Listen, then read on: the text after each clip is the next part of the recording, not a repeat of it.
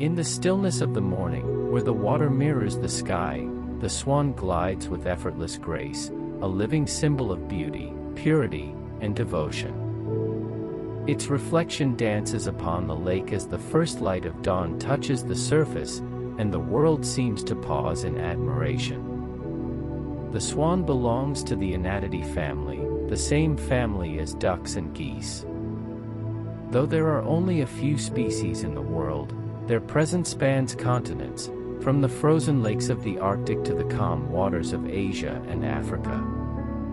Wherever they go, they carry an aura of peace and majesty.